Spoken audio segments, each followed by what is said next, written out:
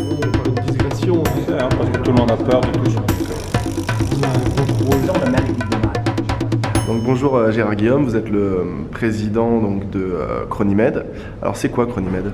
Chronimed, c'est une association de médecins cliniciens qui ont formé un groupe de recherche clinique qui est centré autour du professeur Luc Montagnier, qui s'est créé en 2009. Il y a combien de médecins à peu près qui travaillent? On est une quinzaine. Dans le de groupe Chronimed, on est en gros une quinzaine de médecins qui s'est réunis pour travailler sur le rôle des infections froides latentes dans les maladies chroniques. Alors c'est quoi une infection froide?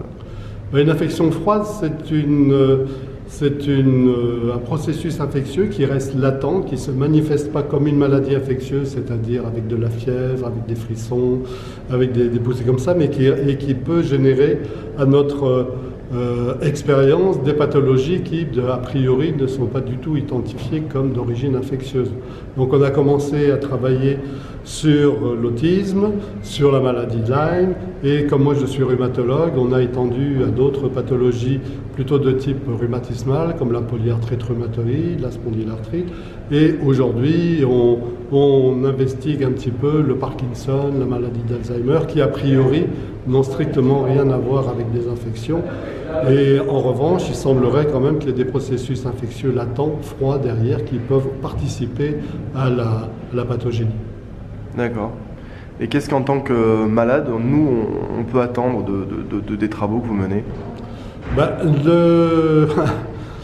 C'est d'abord, déjà avant d'attendre, nous, je vais répondre par une digression en disant que malheureusement, nous ne sommes pas très aidés par les pouvoirs publics. On est laissé un petit peu à l'abandon, voire de temps en temps attaqué par ces mêmes pouvoirs publics, parce que, a priori, je ne sais pas, il faut croire qu'on dérange. Alors qu'est-ce que peuvent attendre les patients? Justement, c'est qu'on arrive à faire passer ce message, de faire comprendre que dans une grande partie de pathologie, il y a un facteur infectieux qui intervient et qui peut justifier d'une thérapie anti-infectieuse. Anti-infectieux ne veut pas dire systématiquement antibiotique. La plupart des médecins qui travaillent avec Luc Montagnier sont des médecins qui étaient plutôt réticents à user des antibiotiques à tort et à travers. Et un des thèmes de recherche que l'on a, c'est d'essayer de trouver des techniques qui ont une activité antibiothérapeutique sans être, ou anti-infectieuse, sans être des antibiotiques. Et comment on peut vous aider en tant que malade, nous, aujourd'hui? Qu'est-ce qu'on peut faire pour vous? Luc Montagnier a une fondation, la fondation Luc Montagnier. La seule façon de nous aider, c'est d'adhérer à la fondation.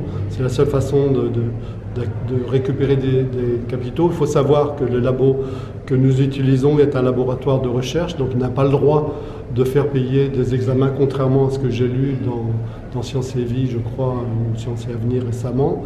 Donc on ne fait pas payer les analyses, on n'a pas le droit. En revanche, elles reviennent très cher. Donc on suggère aux patients, on ne les oblige pas, chacun est libre, d'adhérer à la fondation. C'est la seule façon de nous aider et éventuellement de trouver des mécènes, des sponsors. Et quel message vous aimeriez faire passer aux malades aujourd'hui?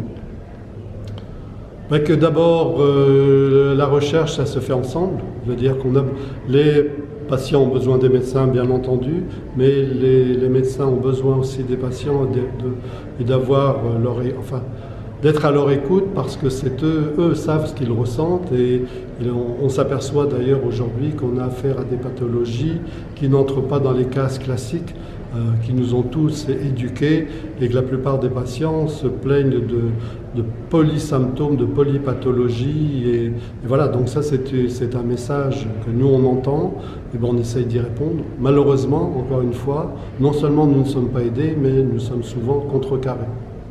Ok, merci beaucoup. Je vous en prie.